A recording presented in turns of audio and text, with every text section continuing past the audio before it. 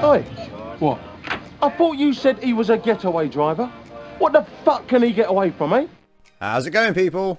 Welcome to the new year. Hey, happy new year, everybody. This is my first review of 2020, and I chose it to be the new one from Guy Ritchie called The Gentlemen. So yeah, here we go. I'll do my usual thing, obviously, of I'll do your little synopsis and then I will do my non-spoiler review, and then after that I'll go into a few spoilers and my opinions on the film, and then at the end of it I give my star rating. So if you don't want to be spoiled, you can skip through to the end. I'm going to stick like a timestampy thing on the screen somewhere here now. So that'll tell you where to skip to if you don't want to be spoiled, of course. But yeah, let me know if you like that format or not, or if you want me to, like, I don't know, maybe split the videos in two and have like just a non-spoiler review and then a spoiler review video. But I don't know, something to think about, I guess. But let me know what you think. So anyway, right, The Gentlemen, let's talk about the film. So yeah, okay, The Gentlemen stars Charlie Hunnam, Matthew McConaughey, Hugh Grant, Henry Golding, Michelle Dockery, sorry, Colin Farrell. You've got Eddie Marsan and Jeremy Strong as well, amongst many other talented cast members. The film is, the easiest way for me to give it a description is it's a Cockney gangster film, but it's about like the upper class sort of thing. Like, they're upper class gangsters. It's quite interesting, and it's basically it's full of loads of twisteroos and stuff like that. Matthew McConaughey's character has some interesting business things, which basically people want a piece of, and it's all a bit messy. And there's an undercover, like, PI reportery sort of guy played by Hugh Grant, who has basically been watching all this unfold and is trying to dip his finger in as well and get a taste of the pie. Yeah, I guess that's the best way to do the synopsis. But yeah, like, and it all unfolds and it all goes crazy. There you go. So yeah, right then, my little brief review. I really like this. I really did. It was a return to form for Guy Ritchie. It's, I guess this film kind of felt a little bit like Lock, Stock and Two Smoking Barrels, if you've seen that, but with upper class people. But they're still like Cockney gangstery, but like, yeah, like there's like some really funny moments in it. It's super stylized, like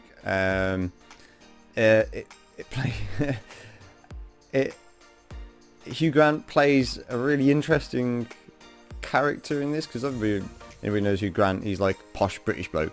In this, he's kind of like, I don't know, a really camp version of Michael Caine. I think that's the best way to describe his character. It's quite interesting. Like all the other actors as well, like Charlie Hunnam, Matthew McConaughey, everybody puts in a great performance. It looks like they had a great time filming this. Colin Farrell by far gets the best laughs. Like he's definitely gets some of the best comedy moments in it. Cinematography wise, it's what you'd expect from Guy Ritchie, his sort of style of filmmaking. Like, so yeah, there's some interesting uses of like other medias and stuff, like YouTube, funnily enough, in there and stuff. Yeah, I really got down with this film. Like, I laughed. I came out of there feeling like, you know, quite happy. Yeah, it was good. It was well worth it. I don't know what else really to say without giving away like spoilery type things. So on my little non-spoiler thing, I would say I recommend it. I totally recommend it. Definitely a good return, like I say, for Guy Ritchie, to his, like, what we know, like his Cockney gangster thing. And yeah, it was good, man. It was really good. So yeah, anyway, Non-spoiler people, skip to this point in the video now. See, I'll flash it up again so you can know where to go. And I'll see you at the end of the video, okay? So, non-spoiler people, here we go. No, non-spoiler people, what am I on about? Spoiler people, here we go. Right, so I can talk freely, Matt, now about the film.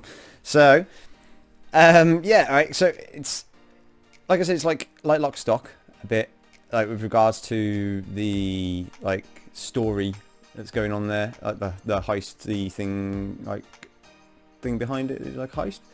So basically, you know, Matthew McConaughey has, like, some big-ass weed farms, like big-ass weed farms, and he hides them on the properties of, like, aristocrats, like lords and ladies and things like that, like.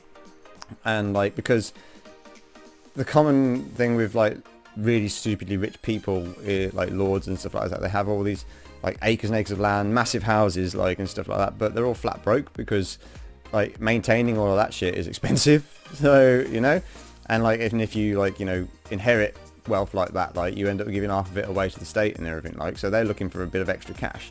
So what Matthew McConaughey does is he grows his weed there and then, like, basically pays the aristocrats to do it, like, you know what I mean, has, like, this sort of business network built up. But it's getting to the point now where cannabis is obviously becoming legal nearly over here in the UK, like, it's legal over in America and a lot of other places as well, which is great. But yeah, so we've got, like, probably about another 10 years before it'll be legal over here anyway. But yeah, so he is jumping onto that, what is going to be a massive cash boom when it happens, and so he wants to sell his farms to the right people so that they have already have, like, the farming and everything like that, and these big, like, ability to create a lot of stock really quickly, and get it straight out into the market and, like, get a taste of, like, the initial boom, like, which will be, like, billions sort of thing. So the businesses are potentially worth billions, so he's trying to sell it around and stuff like that, like, and obviously it comes with it, like, some power and status that he's managed to build up, and, like, it's so he's got another, he's trying to sell it to another American who, Matthew McConaughey is, like, trying to sell it to another American who's in the UK, but that guy doesn't want to buy it for the price that Matthew McConaughey is asking, which is 400 million. And then there's the Chinese, like, gangsters, and Henry Golding, sorry, is one of those, and he's kind of, like, trying to work his way up the ranks and, like, yeah, wants to be top dog sort of thing, so he's trying to get in on it as well. And in the background, the other American, the Jewish guy, is, like, telling people locations of these farms and stuff, and so Colin Farrell's gang of, like, lads get involved and end up robbing the weed farm, and then it's just all this big, like, twisty and foldy thing.